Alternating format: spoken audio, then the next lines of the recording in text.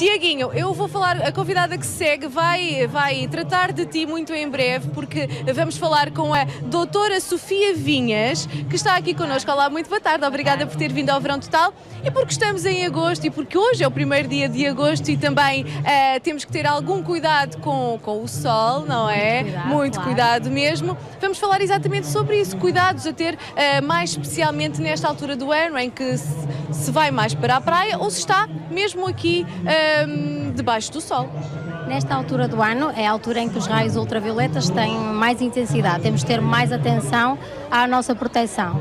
Devemos usar várias coisas para nos proteger, desde chapéus, óculos de proteção, quanto mais escuras forem as lentes, melhor bloqueiam os raios ultravioletas. Mas não podem ser umas lentes quaisquer, não é? Não, convém que sejam mesmo lentes que protejam contra os raios ultravioleta. Quando assim acontece, está escrito com uma pequenina etiqueta nos óculos de sol.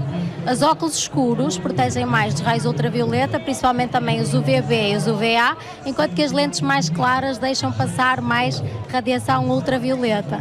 E depois também há que ter em conta algo em determinadas horas do dia. Por exemplo, entre as 11 e as 4 da tarde, não? Digo eu? É verdade. Há que ter algum cuidado. Contabilizarmos principalmente os adultos, podemos dizer meio-dia às 4 da tarde. Se nós olharmos para as crianças, nós não os devemos expor ao sol, principalmente até aos 6 meses de idade mesmo. E se quisermos expor ao sol, sempre com proteção, mas nas crianças dizemos mais, entre as 11 e as 5 da tarde. Melhor altura para levar as crianças à praia é mesmo no final da tarde.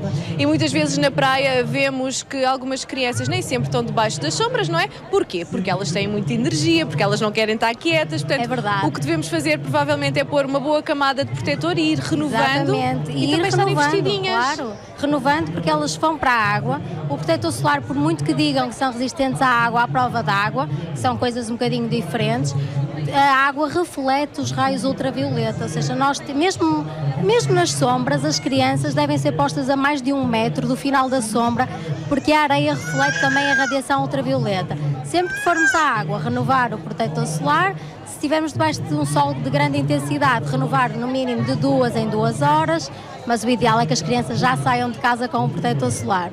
E, Sofia, na altura de comprarmos o protetor solar, quais é que são os aspectos que nós temos de ter em consideração? Por exemplo, aquele que eu compro para mim provavelmente será diferente de que compro para o meu filho, não é? Sim, depende muito do tom de pele da pessoa. Quanto mais o tom de pele mais clarinho for, maior o fator de proteção que deve ter.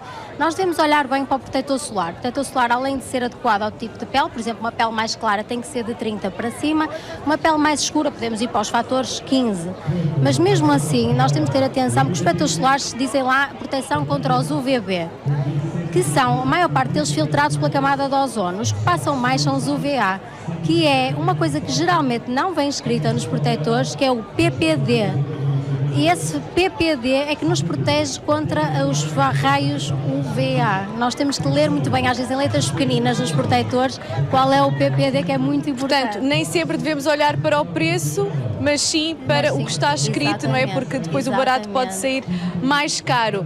Algumas destas pessoas que estão aqui hoje connosco, nós ao longo do dia pedimos sempre para nos fazer companhia, mas para que coloquem também o seu protetor solar, que protejam as crianças da sombra, que ponham os bonés, e elas estão-se aqui a portar muito bem. Estão com bonés, eu estive a ver.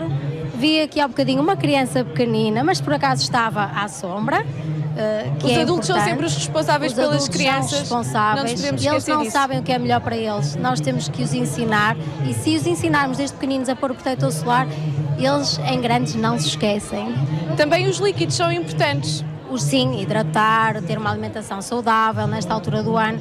Nós podemos não ter sede, mas o nosso corpo precisa de hidratação, e principalmente nesta altura do ano, muita hidratação. Não chega às Coca-Colas, os Ice Teas, é mesmo porque água. não hidrata, não é? Exatamente. Tem muito açúcar. Quanto mais açúcar tiver, menos hidratação proporciona. Muito bem. E à par de todos estes acontecimentos que nós estamos a falar, também está a acontecer um outro à volta de Portugal, que é o verdade, ciclismo, e também as pessoas que os acompanham, não é? Também têm que ter alguns aspectos em consideração. Por exemplo, para os atletas é muito mais difícil protegerem-se do sol.